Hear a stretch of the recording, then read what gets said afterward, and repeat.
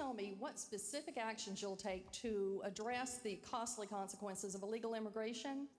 Well, the possible solution is, I actually agree with Governor Romney. The bottom line is that we need to enforce the laws in this country. I have a suggestion. I think we spend way too much time worrying about the border between Afghanistan and Pakistan. Use some of those resources on our own border. Speaker Gingrich, Governor Romney is the most anti-immigrant candidate. Why did you do that? Why do we describe him that way?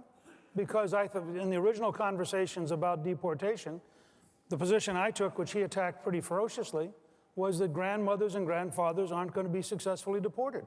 We as a nation are not going to walk into some family, and by the way, they're going to end up in a church, which will declare them a sanctuary. We're not going to walk in there and grab a grandmother out and then kick them out. We're not going to, and I think you have to be realistic in your indignation. I want to control the border. I want English to be the official language of government. I want us to have a lot of changes. Mr. Speaker, I'm not anti-immigrant. My father was born in Mexico. My wife's father was born in Wales. They came to this country. The idea that I'm anti-immigrant is repulsive.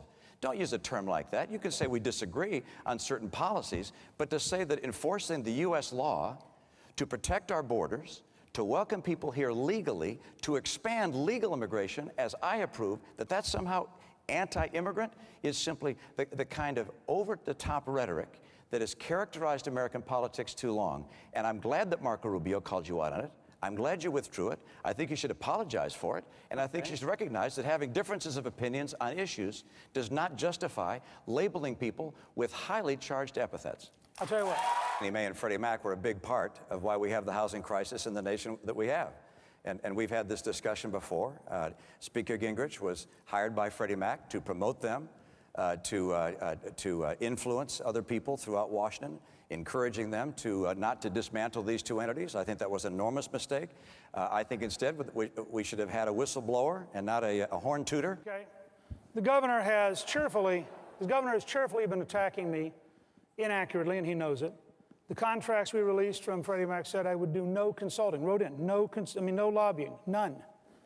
But there's a more interesting story. We began digging in after Monday night because, frankly, I'd had about enough of this. We discovered to our shock, Governor Romney owns shares of both Fannie Mae and Freddie Mac. Governor Romney made $1 million off of selling some of that. Governor Romney owns share and has an investment in Goldman Sachs, which is today foreclosing on Floridians. So maybe Governor Romney, in the spirit of openness, should tell us how much money he's made off of how many households that have been foreclosed by his investments. First of all, my investments are not made by me. My investments for the last 10 years have been in a blind trust, managed by a trustee. Secondly, the investments that they made, we've learned about this as we made our financial disclosure, have been in mutual funds and bonds. I don't own stock in either Fannie Mae or Freddie Mac. The bigger issue here is these two gentlemen who are out distracting from the most important issues we have by playing petty personal politics. Can we set aside that Newt was a member of Congress and used the skills that he developed as a member of Congress to go out and advise companies, and that's not the worst thing in the world, and that Mitt Romney is a wealthy guy because he worked hard and he's going out and working hard, and you should guys leave that alone and focus on the issue.